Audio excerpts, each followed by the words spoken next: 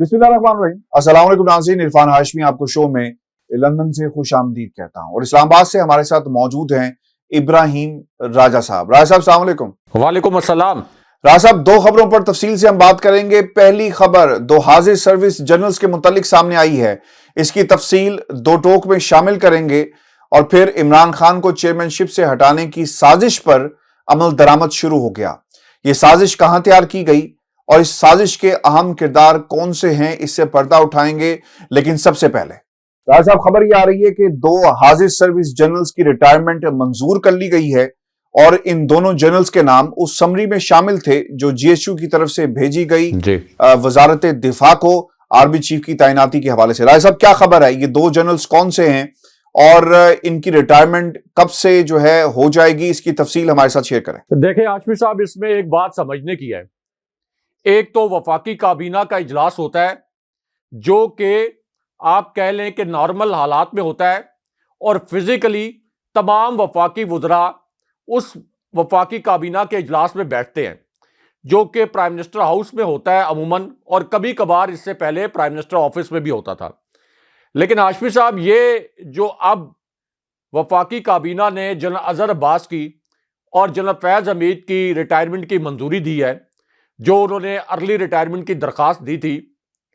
ये एक ऐसे हालात में दी गई है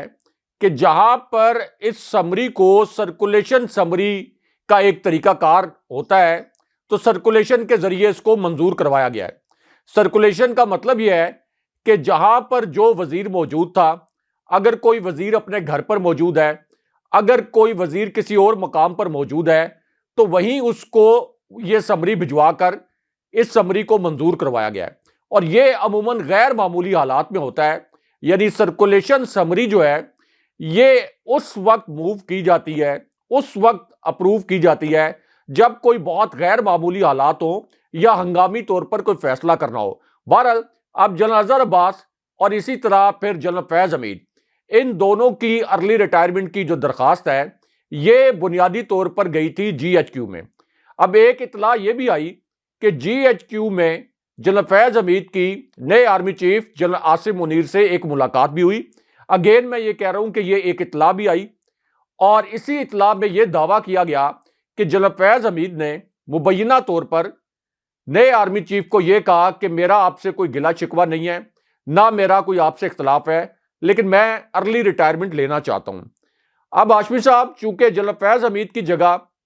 नए कोर कमांडर भी चले गए हैं, यानी जनरल फैज़ हमीद भावलपुर की कोर कमांड कर रहे थे, तो अब तो भावलपुर कोर में नए कोर कमांडर तैनात कर दिए गए हैं। इसी तरह जनरल अजहर अब्बास जो कि चीफ ऑफ जनरल स्टाफ थे, उनकी जगह नए चीफ ऑफ जनरल स्टाफ भी तैनात कर दिए गए हैं। लेकिन इसमें थोड़ा सा आप ये कह लें कि एक गैर मामूली बात यह है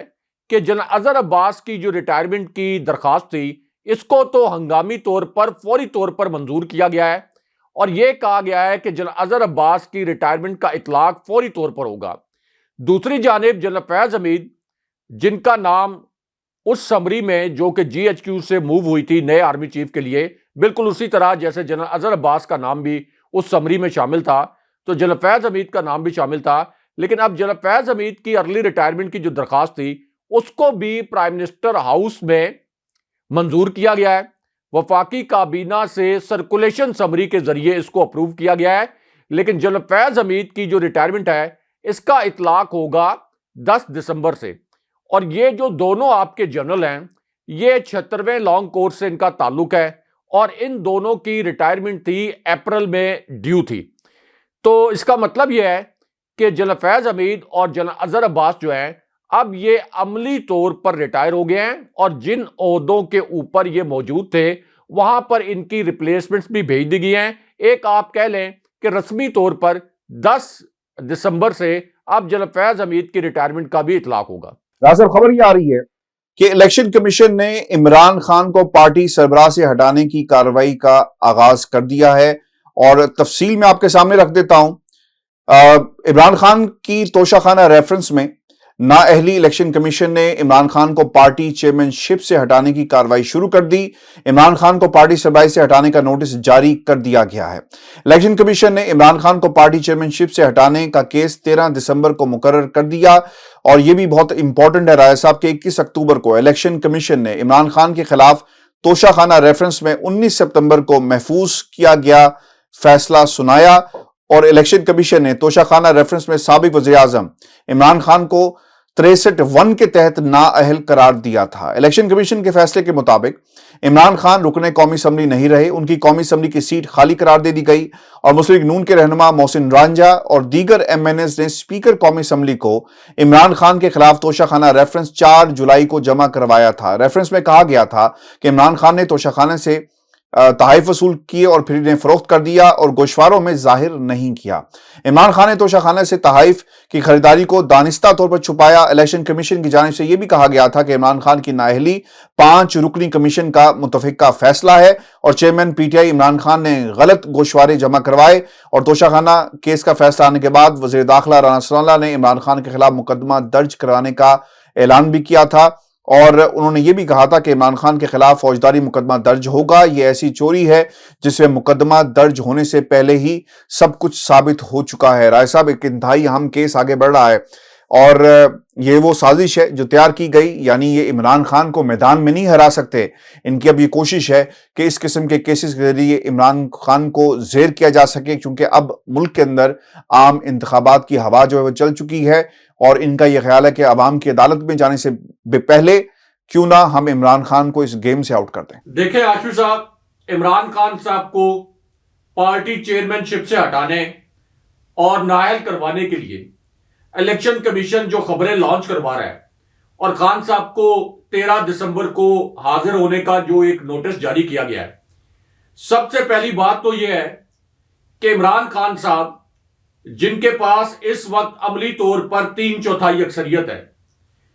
पाकिस्तान के अंदर कोई भी चीफ इलेक्शन कमिश्नर, कोई भी आर्मी चीफ, कोई भी चीफ जस्टिस, कोई भी प्राइम मिनिस्टर,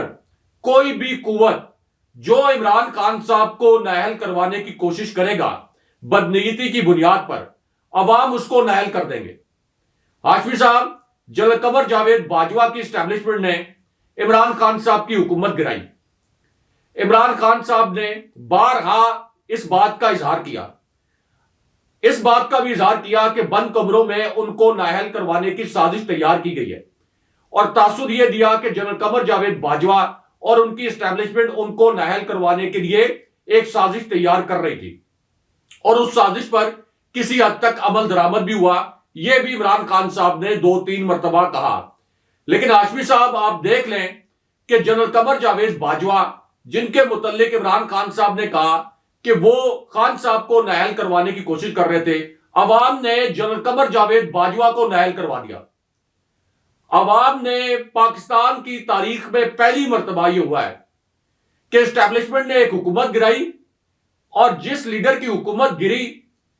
उसने उस आर्मी चीफ को अवाम के हाथों नाअहल करवा दिया, जिसके मुतल्लिक यह इल्जाम था कि उसने इमरान खान साहब की हुकूमत गिराई। तो इससे आप अंदाजा लगा लें कि इमरान खान साहब के पास कितनी बड़ी अवामी ताकत है, कितनी बड़ी अवामी कुव्वत है। और यह कुव्वत कोई सर्वेस तक महदूद नहीं है कि सिर्फ कोई सर्वेस आए हो उसमें यह अंदाजा लगाया गया हो कि इमरान खान साहब की मकबूलियत कितनी है। यह मकबूलियत अमली तौर पर जांच ली गई है। एक लिटमस टेस्ट जो ज़िमनी इंतखाब का हुआ, 2 मरतबा ये ज़िमनी इंतखाबात हुए और इमरान खान साहब ने 3/4 अक्सरियत से यह इलेक्शन जीत लिया। इसके बावजूद के इलेक्शन कमीशन PDM के साथ मिला हुआ था। मिस्टर XYZ इस वक्त PDM को सपोर्ट उस वक्त कर रहे थे। इसके बावजूद के पंजाब में हमजा शहबाज की जाली हुकूमत इस इलेक्शन को रिग कर रही थी और वफाक में शहबाज शरीफ की जाली मैंडेट वाली हुकूमत पूरे रियासती वसाइल इस्तेमाल कर रही थी। लेकिन उसके बावजूद इमरान खान साहब ने कराची का ज़िमनी इलेक्शन भी जीता। उसके बाद पंजाब में खान साहब ने क्लीन स्वीप कर दिया। तो इसका मतलब यह है कि पाकिस्तान के अंदर कोई भी कुव्वत, चाहे वो किसी इदारे से हो, चाहे उसका ताल्लुक किसी सियासी जमात से हो, जो इमरान खान साहब को मेरिट पर नहीं, जो बदनीयती की बुनियाद पर خان صاحب کو نااہل کروانے کی کوشش کریں گے، عوام ان کو نااہل کروا دیں گے۔ اس کی وجہ کیا ہے؟ کیونکہ یہ آپ خان صاحب کو نااہل نہیں کروائیں گے۔ اس کا مطلب یہ ہے کہ اس وقت 3/4 جو پاکستان کی آبادی عمران خان صاحب کے ساتھ کھڑی ہے، آپ ان کو نااہل کرنے کی سازش کریں گے، آپ ان کے خلاف سازش کریں گے۔ اس کا مطلب یہ ہے کہ آپ ان کی جو خواہشات ہیں، ان کے جو آئینی حقوق ہیں، ان کو رون ڈالیں گے۔ تو کیا آپ کو عوام پھر چھوڑے گی؟ کیا آپ نے نہیں دیکھا کہ جنرل قمر جاوید باجوہ کے ساتھ کیا ہوا؟ پاکستان کی تاریخ میں کبھی بھی ایسا نہیں ہوا کہ general Qamar Javed Bajwa army chief تھے، اس کے باوجود ان کے خلاف کتنی اگریسو کیمپین چلی، سوشل میڈیا ورکرز کو اٹھایا گیا، صحافیوں کو برہنہ کیا گیا، کریک ڈاؤن ہوا سوشل میڈیا کے اوپر، لیکن اس کے باوجود army chief general Qamar Javed Bajwa کے خلاف جو کیمپین تھی اس کی شدت میں کوئی کمی نہیں آئی، لوگوں کا خوف دور ہو گیا۔ تو اس کا کیا مطلب ہے؟ اس کا مطلب یہ ہے کہ آپ عمران خان صاحب کو اس سسٹم سے مائنس نہیں کر سکتے۔ عمران خان صاحب نے کوئی مالی کرپشن کی ہے، آپ وہ مالی کرپشن کا سکیم سامنے لے کے آئیں، سپریم کورٹ میں اس سکیم کو ثابت کر کے دکھائیں۔ آپ کا یہ جو نیریٹو ہے پچھلے 8 ماہ کے دوران جو آپ نے بنایا، عمران خان صاحب کے خلاف آپ کرپشن کا ایک کیس نہیں نکال سکے، کوئی آپ سکیم ان کی کیبنٹ کے خلاف نہیں نکال سکے، کوئی آپ سکیم عمران خان صاحب کے جو چیف منسٹر تھے 2 ان کے خلاف نہیں نکال سکے۔ تو پھر آپ عمران خان صاحب کو کس بنیاد پر پارٹی چیئرمین شپ سے ہٹائیں گے؟ اس کا مطلب یہ ہے کہ صرف شہباز شریف کی حکومت کو بچانے کے لیے شہباز شریف اور آصف علی زرداری، یہ 2 خاندان جو 30 سال تک پاکستان کے اوپر مسلط رہے، جنہوں نے پاکستان کے عوام کی دولت کو لوٹا اور باہر جا کے پیسہ پار کیا، شاہانہ معاملات بنائے، اس کا مطلب ہے کہ اسی ٹولے کو صرف بچانے کے لیے اور اس کو مسلط رکھنے کے لیے آپ پاکستان کے 3/4 عوام کی توہین کریں گے، ان کے ووٹ کی توہین کریں گے۔ تو ہاشمی صاحب، اس کا مطلب یہ ہے کہ آپ وفاق کی جڑیں ہلا دیں گے۔ اس کا مطلب یہ ہے کہ آپ پاکستان کے اندر سری لنکا جیسے حالات پیدا کر دیں گے۔ عمران خان صاحب کے پاس اتنی بڑی سپورٹ ہے اس وقت عوام کی کہ عمران خان صاحب اگر ایک ذمہ دار لیڈر کے طور پر ایکٹ نہ کریں، اگر عمران خان صاحب یہ طے کر لیں کہ میں نے اب ہر صورت میں اقتدار حاصل کرنا ہے، اگر پی ڈی ایم اتنا فاؤل پلے کر رہی ہے تو میرے پاس تو عوامی طاقت ہے، میرے پاس ایک اخلاقی جواز بھی موجود ہے، قانونی جواز بھی موجود ہے، خاص طور پر اخلاقی جواز بھی موجود ہے کہ میرے پاس جو عوامی طاقت ہے میں اس کو استعمال کرتے ہوئے یہ جو طاقت کے ایوان ہے اسلام آباد میں، یہ جو آپ کا پرائم منسٹر آفس ہے، یہ جو آپ کا پرائم منسٹر ہاؤس ہے، یہاں پر جا کر ان کے سامنے احتجاج کروں اور پھر اس طرح کے حالات پیدا کر دوں جس طرح کے حالات سری لنکا میں پیدا ہوئے تھے۔ ہاشمی صاحب، کوئی پولیس، کوئی فوج، کوئی قوت اس قسم کے حالات کو پھر نہیں روک سکے گی۔ یہ پیچھے 8 ماہ میں جو پچھلے 8 ماہ تھے ان کے اندر یہ تجربہ ہو چکا ہے۔ تو اس کا مطلب یہ ہے کہ لوگ عمران خان صاحب کے پیچھے سے نہیں ہٹ رہے۔ تو یہ جو الیکشن کمیشن اس وقت اعلی کار بنا ہوا ہے، نئی اسٹیبلشمنٹ نے تو کوئی ابھی تک ایسی پالیسی نہیں دکھائی جس کے متعلق آپ یہ کہہ سکتے ہیں کہ وہاں سے کوئی اینٹی پی ٹی آئی کو سٹینڈ سامنے آ گیا ہے۔ خان صاحب نے بھی اب یہی کہا کہ نئی اسٹیبلشمنٹ کے اوپر ابھی تنقید نہ کی جائے، ابھی انہوں نے انہیرٹ کی ہیں جو کہ پچھلی اسٹیبلشمنٹ کی پالیسیز تھی، ابھی ان کو سیٹل ہونے دیا جائے اور حالات کو سمجھنے دیا جائے۔ لیکن ہاشمی صاحب، یہ جو چیف الیکشن کمشنر ہیں جو کہ مریم نواز اور اسی طرح نون لیگ کے تابع چلتے ہیں، یہ شاہ سے زیادہ شاہ کے وفادار بننے کی کوشش کر رہے ہیں۔ ان کا ایک پرسنل ایشو بھی بن گیا ہے عمران خان صاحب کے ساتھ۔ تو یہ ذرا ایک لمحے کے لیے سوچ لیں کہ جنرل قمر جاوید باجوہ جو کہ افواج کے سربراہ تھے، اور وہ افواج جو کہ پاکستان کے اندر بائنڈنگ فورسز رہی ہیں اور بائنڈنگ فورسز ان کو رہنا چاہیے، پنجاب میں اسٹیبلشمنٹ کتنی پاپولر تھی لیکن اس کے باوجود جنرل قمر جاوید باجوہ کس طرح سے لوگوں کے دلوں سے اتر گئے۔ یعنی جنرل قمر جاوید باجوہ کے خلاف جب میاں نواز شریف کیمپین کر رہے تھے،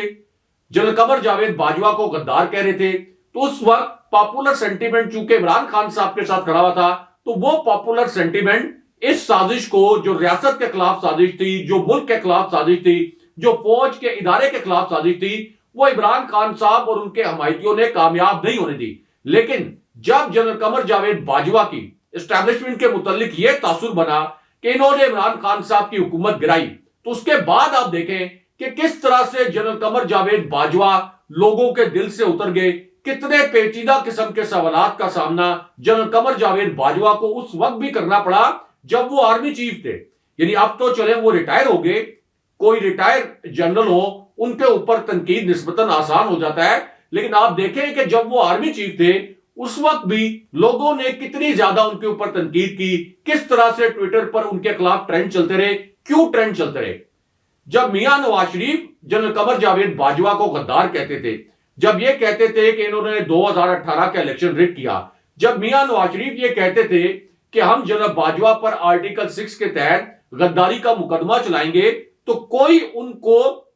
یعنی میاں نواز شریف کو جنرل باجوہ کے خلاف پاپولر سپورٹ حاصل نہیں تھی، کوئی ٹویٹر کے اوپر ٹرینڈ نہیں چلتے تھے، کوئی لوگ جنرل قمر جاوید باجوہ کے خلاف بات نہیں کرتے تھے. لیکن ہاشمی صاحب جب سب سے ملک کے پاپولر لیڈر جس کی 3.5 سال کی گورننس کو اگر آپ اس کرپٹ ٹولے کی 30 سال کی گورننس سے آپ کمپیئر کریں تو صاف پتا چل جاتا ہے کہ خان صاحب کا جو دور تھا اس میں آپ کا گروتھ ریٹ 5.97% پر چلا گیا تھا.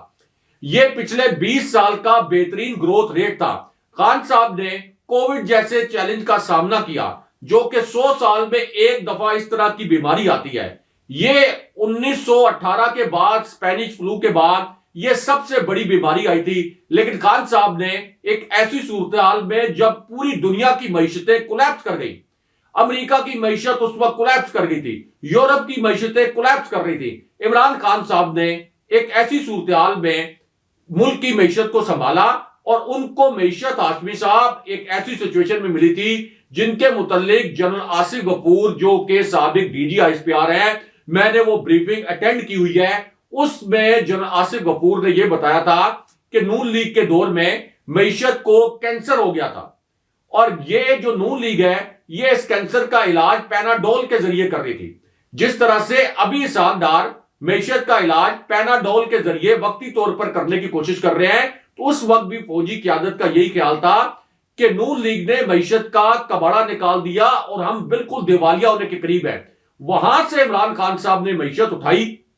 اور 5.97% گروتھ ریٹ کے اوپر 3.5 سال میں کووڈ کے چیلنج کے باوجود وہ لے کر چلے گئے. تو ہاشمی صاحب اگر جب عوام کمپیریزن کرتے ہیں کہ عمران خان صاحب کے اوپر کرپشن کا کوئی سکین نہیں ہے، عمران خان صاحب نے عام لوگوں کو ریلیف بھی دیا ہوا تھا احساس پروگرام کے ذریعے، کوئی بھوکا نہ سوئے پروگرام کے ذریعے، پناہ گاہوں کے ذریعے، سب سے بڑی بات جو انہوں نے ایک ہیلتھ کارڈ کے ذریعے 10 لاکھ روپے تک کی انشورنس کی تھی، جس سے ہر وہ گھر جہاں پر بیماری آ جاتی اور جن کی نسلیں مقروض ہو جاتی ان کو ایک موقع مل گیا کہ وہ باعزت طریقے سے اچھے ہاسپٹلز میں جا کر اپنا علاج کروا سکے. تو عمران خان صاحب کے پاس کون سا قارون کا خزانہ تھا ہاشمی صاحب؟ کون سا قارون کا خزانہ تھا کہ عمران خان صاحب نچلے طبقے کو ریلیف بھی دے رہے تھے، اکانومی بھی اچھے طریقے سے چلا رہے تھے، ایکسپورٹس آپ کی ریکارڈ سطح پر چلی گئی تھی، اور پھر جو آپ کا اقتصادی سروے شہباز شریف کے پرائم منسٹر بننے کے بعد سامنے آیا اس میں یہ ایکنالج کیا گیا کہ آپ کا جو زرعی شعبہ تھا، جو آداب مقرر کیے گئے تھے اس کو ایکسیڈ کر لیا گیا عمران خان صاحب کے دور میں. صنعتی شعبے کے جو آداب تھے خان صاحب کے دور میں اس کو ایکسیڈ کر لیا گیا. جو آپ کے ایکسپورٹس کے آداب تھے اس کو بھی ایکسیڈ کر لیا گیا. تو پھر یہ عوام پوچھتی ہے کہ آخر عمران خان صاحب کی حکومت گرانے کی وجہ کیا تھی؟ کیا وجہ تھی عمران خان صاحب کی حکومت گرانے کی؟ اس کے بعد آپ دیکھیں کہ پاکستانی عوام کے ساتھ کیا ہوا. اس کے بعد پاکستانی عوام پر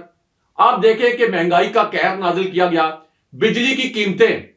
3 گنا تک بڑھا دی گئی، گیس کی قیمتیں بڑھا دی گئی، آپ کا انفلیشن جو ہے یہ 3 گنا سے زیادہ بڑھ گیا. یعنی عوام کی جیبوں پر ڈاکہ مار کے کسی طریقے سے معیشت چلانے کی کوشش کی گئی. لیکن اس کے باوجود آج میں پڑھ رہا تھا ہاشمی صاحب انٹرنیشنل جو مانیٹری انسٹیٹیوشنز ہیں ان کی رپورٹ میں آج پڑھ رہا تھا کہ پاکستان کے دیوالیہ ہونے کا خطرہ اب 97% پہ پہنچ گیا ہے، 97% پر. اور آج اسحاق ڈار اب آئی ایم ایف کو آپ یہ کہہ لیں کہ گالیاں دینے کی کوشش کر رہے تھے، بڑے غیر مناسب نامناسب قسم کے الفاظ استعمال کر رہے تھے، اور ایسے صحافی جو نون لیگ کے قریب سمجھے جاتے ہیں وہ بھی کہہ رہے ہیں کہ اسحاق ڈار نے دوبارہ سے پاکستان کی معیشت کو ڈبو دیا. تو کیا اس کرپٹ ٹولے کو مسلط رکھنے کے لیے عمران خان صاحب کو نائل کیا جائے گا؟ ہاشمی صاحب، اگر یہ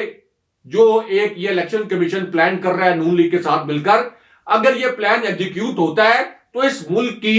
یہ الیکشن کمیشن یا شہباز شریف کی حکومت کو بچانے کے لیے اس ملک کی اس سازش کے ذریعے اینٹ سے اینٹ بجا دی جائے گی. وفاق کی آپ جڑیں کھوکھلی کر دیں گے. ایک ایسا لیڈر جو کہ پنجاب، جو کہ سب سے بڑا صوبہ ہے پاکستان کا، وہاں کا حکمران ہے، جو کے پی جیسے حساس علاقے کا، حساس صوبے کا حکمران ہے، جو آزاد کشمیر جیسے حساس علاقے کا حکمران ہے، جو کہ ہماری فوج کے لیے بھی بہت حساس علاقہ ہے، جو گلگت بلتستان کا حکمران ہے، جو انڈیا کی وجہ سے ہماری فوج کے لیے، ہماری ریاست کے لیے سب سے حساس علاقہ ہے، وہاں کا بھی حکمران ہے، جس کے پاس کراچی کا شہری مینڈیٹ بھی ہے. تو کیا آپ اس کو نائل کر دیں گے؟ تو آپ کا کیا خیال ہے کہ عوام خاموشی سے بیٹھ جائیں گے؟ اس سے پہلے جو مس کیلکولیشن ہوئی ہے اپریل 2021 میں جب عمران خان صاحب کی حکومت گرائی گئی، جو مس کیلکولیشن اس وقت اسٹیبلشمنٹ نے کی کہ عمران خان صاحب کے ساتھ ہو سکتا ہے لوگ نہ نکلیں، اس مس کیلکولیشن کا نتیجہ پاکستان نے بھگتا، ہمارے اداروں نے بھگتا. پاکستان میں انتشار پھیل گیا، پاکستان میں نفاق پھیل گیا، پاکستان کے اندر پہلی مرتبہ فوج سے پیچیدہ سوالات ہونا شروع ہو گئے. تو آپ دیکھیں کہ پاکستان کے اندر پہلی مرتبہ ایک سٹنگ چیف، سٹنگ سپہ سالار کے خلاف کتنی اگریسو کیمپین عوامی سطح پر چل گئی. تو یہ تو ہماری فوج کے ساتھ کبھی بھی نہیں ہونا چاہیے، ہمارے کسی سپہ سالار کے ساتھ نہیں ہونا چاہیے. ہماری فوج ہماری سلامتی کی ضامن ہے، لیکن ان حالات کا ذمہ دار کون تھا؟ یہ سارے حالات کس نے بنائے؟ ظاہر ہے کہ جنرل قمر جاوید باجوہ اور ان کی اسٹیبلشمنٹ کی وجہ سے یہ حالات بنے، جو کہ عمران خان صاحب نے بار بار پوائنٹ آؤٹ کیا. تو ہاشمی صاحب، اگر اب یہ غلطی کی گئی تو جس طرح کی مس کیلکولیشن پہلے کی گئی تھی، جس کے نتائج پورے پاکستان نے بھگتے ہیں، اب اس قسم کی اگر دوبارہ سے کوئی مس کیلکولیشن کر کے عمران خان صاحب کو نائل کروایا گیا تو آپ دیکھیں گے کہ یہاں پر لوگ کس طرح سے ریئیکٹ کریں گے. اور پھر جو عمران خان صاحب ابھی تک جو ایک آپ کہہ لیں کہ ریڈ لائنز کے پار عمران خان صاحب نہیں جا رہے کہ ملک کی سلامتی کو کوئی خطرہ نہ ہو جائے، میری فوج کو نقصان نہ پہنچے، میرے اداروں کو نقصان نہ پہنچے، کسی دشمن کو موقع نہ ملے کہ وہ دشمن موقع کا فائدہ اٹھا کر پاکستان کے خلاف کچھ سازش کرے. تو عمران خان صاحب اتنی بڑی عوامی طاقت ہونے کے باوجود کبھی بھی کوئی ایکسٹریم سٹیپ نہیں لے رہے. یعنی اس پر تو عمران خان صاحب کو سلام پیش کرنا چاہیے. کسی اور لیڈر کے پاس اتنی بڑی عوامی طاقت ہوتی ہے ہاشمی صاحب تو خدا نہ خواستہ پاکستان کے اندر اسی قسم کے 1971 جیسے حالات پیدا ہو جاتے، بالکل اس قسم کے حالات پیدا ہو جاتے جس قسم کی عوامی طاقت عمران خان صاحب کے پاس ہے. اور اگر عمران خان صاحب ایک ذمہ دار لیڈر کے طور پر ایکٹ نہ کرتے، کیونکہ خان صاحب کے جو سٹیکس ہیں وہ پاکستان کے اندر ہے، ہماری افواج کی جو سٹیکس ہیں، ہماری افواج کے جو مجاہد ہیں، جو سپاہی ہیں، ان کے سٹیکس پاکستان کے اندر ہے. اس لیے خان صاحب کہتے ہیں کہ انہوں نے تو لوٹ کھسوٹ کر کے باہر چلے جانا ہے، جس طرح یہ پہلے باہر چلے گئے تھے، لندن چلے گئے تھے. آصف علی زرداری نے دبئی، نیو یارک چلے جانا ہے. تو رہنا یہاں پہ کس نے ہے؟ ہم نے رہنا ہے، ہماری نسلوں نے رہنا ہے، 22 کروڑ عوام نے رہنا ہے، ہمارے فوجی بھائیوں نے رہنا ہے، ہمارے فوجی جوانوں نے رہنا ہے. تو اس لیے ہاشمی صاحب، یہ صرف اور صرف شہباز شریف کو مسلط رکھنے کے لیے اگر یہ سازش اس کے اوپر عمل درآمد کیا گیا تو اس کا مطلب یہ ہوگا کہ آپ ملک کی سلامتی سے کھیلیں گے اور ملک کو 1971 کے حالات کی جانب لے کر جائیں گے. بالکل صحیح آپ نے کہا راجہ صاحب، عمران خان کو کسی صورت بھی نااہل نہیں کیا جا سکتا، اور اگر ایسی کوشش کی گئی تو پاکستان کی عوام کی عدالت جو ہے وہ ضرور یہ فیصلہ سنائے گی. آپ جتنے مرضی فوجداری مقدمات جو ہے عمران خان کے خلاف بنا لیں. راجہ صاحب، یہ بھی بہت اہم ہے کہ اب لندن کے اندر جو تسنیم حیدر والا معاملہ ہے وہ سیریس ہوتا جا رہا ہے. پاکستان میں یہ تو کوشش کی گئی کہ کسی طرح اس کیس کا رخ موڑا جا سکے. پاکستان کا میڈیا رپورٹ ضرور کرتا ہے اور یہ تاثر دینے کی کوشش کی کہ شاید اس کیس کو جو ہے وہ بند کر دیا گیا، لیکن برطانیہ میں کسی قسم کا ایسا کوئی بھی اقدام جو ہے پولیس کی طرف سے نہیں کیا گیا. فردر نو ایکشن کی جب تک مہر نہیں لگے گی یہ کیس بند نہیں ہو سکتا. تسنیم حیدر کی جو گواہی ہے اس کی تاریخ باقاعدہ طے کر لی گئی ہے، اور اب تسنیم حیدر نے جا کر جو ایویڈنس ہے اس کو رپورٹ تو کر دیا تھا، لیکن اس حوالے سے اب ان سے کچھ سوال کیے جائیں گے. اس کا مطلب ہے ہاشمی صاحب کہ یہ جو پاکستانی میڈیا میں خبریں لگوائی گئی تھیں یہ جعلی خبریں تھیں کہ کوئی کسی قسم کی تحقیقات نہیں ہو رہی، کیس کلوز ہو گیا ہے. حالانکہ پاکستانی میڈیا نے یہ بھی نہیں بتایا کہ میاں نواز شریف اور ان کے کسی فیملی ممبر نے تسنیم حیدر کے خلاف کوئی قانونی کارروائی بھی نہیں کی۔ ایک تو یہ قانونی کارروائی کے متعلق ہمیں بتائیں کہ یہ قانونی کارروائی کیسے آگے بڑھ رہی ہے، کیونکہ یہاں پہ پاکستان کے اندر میں آپ کو بتا رہا ہوں کہ اخبارات کے اندر یہ خبر شائع کروائی گئی کہ یہ کیس انویسٹیگیٹ نہیں ہو رہا، اور دوسرا یہ جو ایک شوشہ چھوڑا گیا کہ نواز شریف کسی وقت پاکستان آ سکتے ہیں، جب عمران خان صاحب اگر کے پی کی اور پنجاب اسمبلیوں کو ڈیزالو کر دیتے ہیں تو اگر یہ اسمبلیاں ڈیزالو ہوئی تو نواز شریف آ کے یہاں پہ کیمپین کریں گے۔ تو ہاشمی صاحب، میری تو اسیسمنٹ یہ ہے کہ اگر میاں نواز شریف یہاں آ کے کیمپین کریں گے تو وہ تو اپنی سیاست کا جو ریاسا ایک بھرم ہے، وہ اپنی سیاست کو مکمل طور پر ہی عمران خان صاحب کی مقبولیت کے آگے تابوت میں بند کروا لیں گے۔ تو میری اسیسمنٹ یہ ہے کہ اس وقت تو عمران خان صاحب جب اتنے پاپولر ہیں، کسی صورت میاں نواز شریف واپس آ کر الیکشن کیمپین رن نہیں کریں گے۔ لیکن آپ بتائیں کہ لندن سے ایک تو میاں نواز شریف کی واپسی کے متعلق کیا اطلاع ہے، اور دوسرا جو قانونی کارروائی ہے تسنیم حیدر کے حوالے سے، اس پر ذرا ہمیں آگاہ کریں۔ راز صاحب، تسنیم حیدر صاحب جو ہے نا، یہ برطانیہ میں ایسے وقت پر سامنے آئے ہیں جب یہ لوگ سمجھتے تھے کہ نواز شریف صاحب پاکستان چلے جائیں گے، ان کے اوپر جو کیسز ہیں پاکستان میں وہ دفاع کریں گے۔ لیکن اب مسئلہ یہاں پر یہ بن گیا ہے کہ جس قسم کی گواہی اور جو ثبوت ایویڈنس موجود ہے، اس کو آپ نے غلط ثابت کرنا ہے۔ دیکھیں، اس پہلی سٹیج کے اندر جو پاکستان میں خبر چلی ہے، میں پہلے بھی بتا دوں آپ کو کہ میری دونوں صاحب جو ہیں، جو طارق چودھری صاحب ہیں جو اس پہ کمپلیننٹ ہیں، تسنیم حیدر جو وٹنس ہیں، اور پھر اس کے علاوہ باقی دیگر جتنے لوگوں سے بھی ان کی بات ہوئی، سب سے میں رابطے میں ہوں، اور جو میری ان سے گفتگو ہوئی اور 2 روز پہلے میں نے ان کا انٹرویو بڑی تفصیل کے ساتھ کیا، وہ یہ کہتے ہیں کہ پولیس کی طرف سے تمام شواہد جو ہیں وہ لے لیے گئے ہیں، ایویڈنس ریکارڈ پر موجود ہے، اور یہ پولیس کے بعد اسے Hammersmith C I D کے حوالے کر دیا گیا تھا۔ اب اسکاٹ یارڈ کا نام باقاعدہ خبر کے اندر لگایا گیا کہ جب ہم نے ان سے رابطہ کیا تو انہوں نے کہا کہ جناب تحقیقات جو ہیں وہ شروع نہیں ہوئی۔ اب مسئلہ یہاں پر یہ ہے کہ برطانیہ میں جب بھی کوئی درخواست چلی جاتی ہے، اس درخواست کے جانے کے بعد پولیس اس کو انویسٹیگیشن جو ہے اسی دن سے اس کا آغاز ہو جاتا ہے، یعنی وہ ختم نہیں ہوتی۔ اب ایویڈنس میں کتنی جان ہے، شواہد کس قسم کے ریکارڈ پر موجود ہیں، گواہ جو ہیں ان کی اپنی جو اس حوالے سے یعنی جو کیس آن ریکارڈ ہے وہ کہاں پر سٹینڈ کرتے ہیں، ان تمام چیزوں کا جائزہ لیا جاتا ہے۔ اب ارشد شریف مرحوم کا قتل اور پھر دوسری طرف عمران خان پر حملے کی سازش جو ہے وہ تیار ہوئی لندن میں، ایسا دعویٰ کیا گیا ہے، ایسا الزام لگایا گیا ہے تسنیم حیدر کی طرف سے۔ اب بعض لوگوں نے یہ تاثر دینے کی کوشش کی ہے کہ یہاں کی پولیس نے تسنیم حیدر کو زیادہ سیریس نہیں لیا، اور جو باتیں میڈیا کے ذریعے رپورٹ ہو رہی تھی، جو پریس کانفرنسز کی جا رہی تھی، ان میں بھی کوئی حقیقت نہیں ہے، یعنی یہ تاثر، پہلا تاثر جو ملتا ہے۔ لیکن ریکارڈ کی بات یہ ہے رائے صاحب کہ تسنیم حیدر صاحب کی ڈیٹ اب فکس ہو گئی ہے، ان کا باقاعدہ انٹرویو ہوگا، ان سے پوچھا جائے گا، اور پھر اسے فردر کیس کو لے کر جائیں گے۔ اب اس میں مسئلہ یہاں پر یہ آ جاتا ہے کہ اگر پولیس سمجھے کہ اس کو آگے آپ نے نہیں چلانا تو پھر باقاعدہ فردر نو ایکشن کی سٹیمپ لگے گی، جیسے میں نے پہلے بھی کہا۔ اب یہاں پر ایسا کوئی معاملہ نہیں ہے۔ اب اس کیس کی انویسٹیگیشن جب کنوکشن سے پہلے، یعنی اگر پولیس سمجھتی ہے کہ جناب کسی اس میں گرفتاری ہونی ہے تو گرفتاری بھی ہوگی،